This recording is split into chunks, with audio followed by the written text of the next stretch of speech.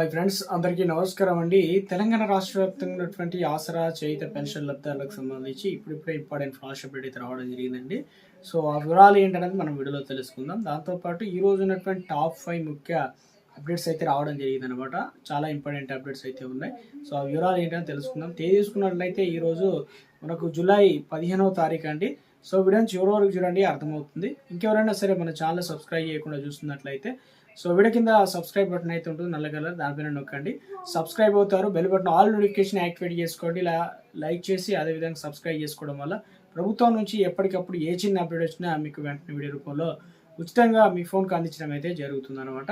So ఇక మొట్టమొదటి update అయితే రావడం జరిగిందండి. మొట్టమొదటి అప్డేట్ అయితే వచ్చిందండి. ఇందులో వచ్చేసి సన్నధాన్యం ఈ వేలంలో కుమ్మక్కు అయినారు దందా అంటూ విజిలెన్స్ అండ్ ఎన్ఫోర్స్మెంట్ విచారణలో స్టార్ట్ చేశారనమాట. ఒక లా సెట్కు కనీస ధర రాకపోవడంతో లోతుగా విచారణ చేస్తున్నారు.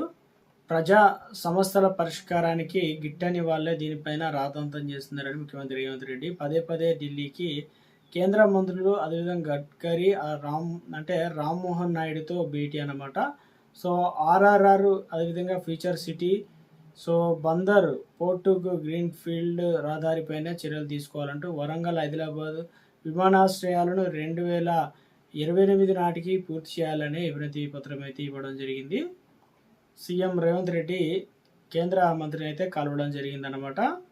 ఏసీపీ ఉచ్లో హెచ్ఎండిఏ సిఇఓ అనమాట. ఆదాయానికి మించిన 9.24 కోట్ల ఆస్తులు ఉన్నట్లు, వాటి విలువ బహిరంగ మార్కెట్లో దాదాపు 100 కోట్ల పైగా ఉంటుందని అంచనా వేస్తున్నారనమాట. బగ్గుమన్న హర్ముజీ. ఇందులో భాగంగా 2 చమురు ట్యాంకర్లపై ఇరాన్ దాడి, భారతీయ నావికుడు ఒకరు మృతి, మరో 10 మంది భారతీయులకు గాయాలు. ఇరాన్ దౌత్యాధికారికి తీవ్ర నిరసన తెలిపిన విదేశీ వ్యవహారాల శాఖ అన్నమాట. ఇక ఓటర్ల జాబితా సవరణ ఏదైతే ఉందో తెలంగాణ రాష్ట్రంలో సర్ అని పిలుస్తాం. తెలంగాణ రాష్ట్ర వ్యాప్తంగా ఇక ఇన్విటేషన్ ఫామ్ అనేది ప్రతి ఒక్కరికి కూడా అందించడం జరిగిందనమాట. తెలంగాణ రాష్ట్ర వ్యాప్తంగా ప్రతిష్టాత్మక చేపట్టిన ఓటర్ల జాబితా ప్రత్యేక సమగ్ర సవరణ ప్రక్రియ అనేది ప్రస్తుతం ఆలస్యంగా నత్తనడక నడుస్తుంది అంటున్నారు. ఎందుకంటే ఎన్నికల సంఘం షెడ్యూల్ ప్రకారం ప్రక్రియ ముగియడానికి గడువు అనేది చాలా తక్కువ టైం, దాదాపు 9-10 రోజులు మాత్రమే ఉంది. కాబట్టి 24 తారీఖు వరకు లాస్ట్ డేట్ అయితే ఉంది. సో ఇప్పటి వరకు చూసుకున్న రాష్ట్రంలో కేవలం 49, దాదాపుగా 50% మాత్రమే కంప్లీట్ అయ్యాయన్నమాట. ఇంకా సగానికి సైగా అలాగే ఉన్నారు. సో ఇక దరఖాస్తు స్వీకరణ గడువు ముగియనుండగా మిగిలిన కొద్ది రోజుల్లో 100% లక్ష్యాన్ని చేరుకోవడం దాదాపు అసాధ్యం కనిపిస్తుంది. బూత్ స్థాయి అధికారి బిఎల్ఓ ఇంటింటికి తిరిగి ఇన్వెస్టర్ ఫామ్లు పంపిణీ పూర్తి చేశామని ప్రకటించినప్పుడు క్షేత్రస్థాయిలో పరిస్థితి భిన్నంగా ఉంది. ఇంకా తమకు ఎలాంటి పత్రాలు అందలేదని, అధికారులు అయితే తమ కిళ్లకు రాలేదని కూడా కొన్ని ప్రాంతాల్లో ఓటర్లు పెద్ద ఎత్తున ఫిర్యాదులు చేయడం అయితే ఇక్కడ చూసుకోవచ్చు. ఆలస్యానికి చాలా కారణాలు ఉన్నాయని చెప్తున్నారు. మొదటి అధికార ఇన్వెస్టర్ పత్రాలు అందించినప్పటికీ ఓటర్లు వాటిని పూర్తి చేసి అవసరమైన గుర్తింపు పత్రాలు జతపరిచి తిరిగి సబ్మిట్ చేయడంలో తీవ్ర జాప్యం చేస్తున్నారని చెప్తున్నారనమాట. సో అదేవిధంగా రెండవది సేకరించిన పత్రాలు నియోజకవర్గాల వారీగా ఎన్నికల సర్వర్లో ఆన్లైన్ చేయడంలో సాంకేతిక ఇబ్బందులు, సిబ్బంది కొరత కారణంగా తీవ్ర ఆలస్యం జరుగుతుందని చెప్తున్నారు. ఒకవైపు సో మొత్తానికి మరో 10 రోజులు కూడా గడువు పొడిగించాలని చెప్పేసి కేంద్ర ఎన్నికల సంఘాన్ని సో రాష్ట్ర మంత్రులు కోరడం అయితే జరిగింది. చాలామంది ఆ ఫామ్స్ కూడా తిరిగి ఇవ్వడం జరిగింది. అయితే ఆన్లైన్లో తమ ఓటర్ లిస్ట్ ఉందా లేదా అనేది స్టాటస్ అనేది చెక్ చేసుకోవడం చాలా ఇంపార్టెంట్. కాబట్టి మొబైల్ నెంబర్తో సులువుగా స్టాటస్ అనేది తెలుసుకోవడం ఈజీ అనమాట. ప్రస్తుతం తెలుగు రాష్ట్రాల్లో ఓటర్ల జాబితా సమగ్ర సవరణ ప్రక్రియ అనేది కొనసాగుతుంది కదా. సో ఇక ముఖ్యంగా చూసుకున్నట్లయితే ఇందులో భాగంగానే ప్రక్రియలో బూత్ స్థాయి లెవెల్ ఆఫీసర్ బిఎల్ఓ నుంచి ఇంటికి వెళ్ళి ఇన్ఫర్మేషన్ ఫామ్ అయితే ఇప్పటికే అందించారు. అయితే కొంతమంది వాటికి సంబంధించి ఆన్లైన్ స్టాటస్ ఎలా చెక్ చేసుకోవాలని అడుగుతున్నారు. సో అవి ఉంటేనే మనకు ఓటు ఉంటుంది. కాబట్టి ఇందులో భాగంగా చూసుకున్నట్లయితే ఆన్లైన్ స్టాటస్ ఎలా చెక్ చేసుకోవాలంటే కేంద్ర ఎన్నికల సంఘ సర్వీస్ పోర్టల్ వచ్చేసి oter.eci.gov.in వెబ్సైట్లోకి వెళ్ళండి. క్రోమ్ బ్రౌజర్ ఓపెన్ చేసి అందులో వచ్చేసి హోమ్ పేజ్లో కనిపించే ఫీల్డ్ ఇన్విటేషన్ ఫామ్ పైన క్లిక్ చేయండి. మీ మొబైల్ నెంబర్ లేదా ఓటర్ ఐడి నెంబర్ అయితే ఎంటర్ చేయమని అడుగుతుంది. అది ఎంటర్ చేయండి. క్యాప్చర్ కోడ్ ఉంటుంది. ఆ క్యాప్చర్ కోడ్ ఎలా ఉంటే అలా ఎంటర్ చేయాలి.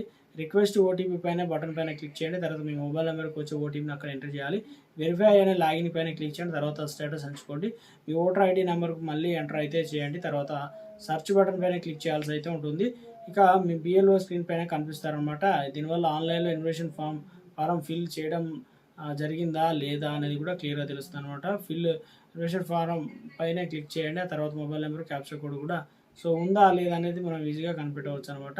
సో ఇక మొత్తానికి ఈ రకంగా చూసుకోవడానికి మనకు ఒక లేటెస్ట్గా అప్డేట్ ఎలా తెలుసుకోవాలనే దానిపైన అప్డేట్ ఇచ్చారు.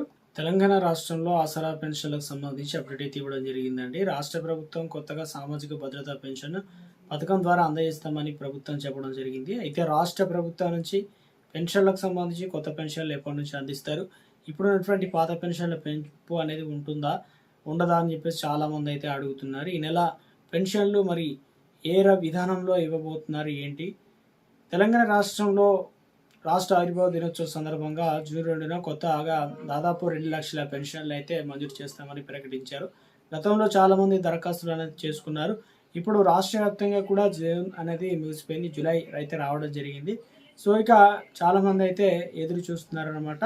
సో రాష్ట్ర వ్యాప్తంగా కూడా ఏదైతే బీఆర్ఎస్ పాలనలో కూడా 2 ఏళ్ళు కాంగ్రెస్ అధికారంలో వచ్చినటువంటి 2.5 ఏళ్ళు మొత్తం 4.5 ఏళ్ళలో వెబ్సైట్ కూడా తెరుచుకోవడం లేదని, ఎలా దరఖాస్తులు చేసుకోవాలి ఏంటి, ఎప్పుడు ఓపెన్ చేస్తే అప్పుడు పింఛన్లు మంజూరు చేసే అవకాశం ఉందని ఎప్పటికప్పుడు వరుసగా కొత్త పింఛన్ల వరకు ఎదురు చూస్తున్నారు. అనర్హులు చాలామంది ఇందులో అనర్హులుగా ఉన్నట్లు ప్రభుత్వం గుర్తించింది. లైవ్ అథెంటికేషన్ ప్రాసెస్ అనేది నడుస్తుందన్నమాట. చనిపోయిన వారు ఉన్నారు, అనర్హులుగా ఉన్నారు, వారి అందరికీ చెక్ పెడుతూ వ్యవసాయ భూములు కావచ్చు, ఆర్థికంగా సోషల్ స్టాటస్ మంచుకున్నవారు, ఇలాంటివన్నీ కూడా పెన్షన్లు వివిధ కేటగిరీలో ఉన్న వారందరినీ గుర్తించి తొలగిస్తున్నారన్నమాట. సో లైవ్ అథెంటికేషన్ సంబంధించి అదే సమయంలో ఇక ముఖ్యంగా వివిధ సమస్యల వల్ల కూడా చాలామంది కొన్ని టెక్నిషియల్ ఇష్యూ వల్ల కూడా అవి తొలగిపోలేదన్నమాట. బయోమెట్రిక్ వేలిముద్రలు అదేవిధంగా ఇవన్నీ పడడం లేదు. సో దీనివల్ల కూడా కొంతమంది పెన్షన్లు నిలిచిపోయాయని చెప్తున్నారు. నెల పెన్షన్లకు సంబంధించి ప్రభుత్వం చెప్పినట్లుగానే సో తప్పనిసరిగా మీరు లైవ్ అథెంటికేషన్లో భాగంగా బ్యాంక్ అకౌంట్ విధానం అనేది తీసుకొచ్చింది. నేరుగా బ్యాంక్ అకౌంట్లో డబ్బులు అనేది డీబీటీ పద్ధతిలో డబ్బులు జమ కావడం అయితే జరుగుతుందన్నమాట.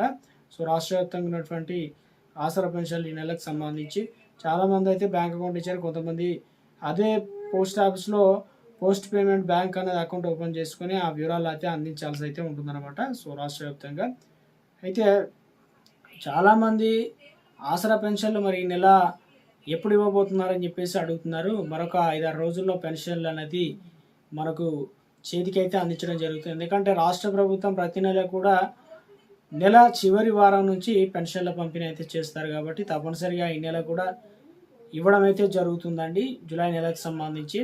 ఇక కొత్త పెన్షన్లకు సంబంధించి చూసుకున్నట్లయితే ప్రభుత్వం ప్రస్తుతం ఈ ప్రాసెస్ మొత్తం కంప్లీట్ అయితే కావాల్సి అయితే ఉంటుంది. ఎంతమంది అర్హులు ఏంటన్నది అవి వచ్చిన తర్వాతనే మనకు కొత్త పెన్షన్లు 3 లక్షల పెన్షన్లు అనేది ఇవ్వడం జరుగుతుందని చెప్పేసి ఇది సంబంధించి ఆ ప్రాధాన్యత క్రమంలో ఇవ్వడం అయితే జరుగుతుందని చెప్పేసి అప్డేట్స్ అయితే రావడం జరిగింది అనమాట.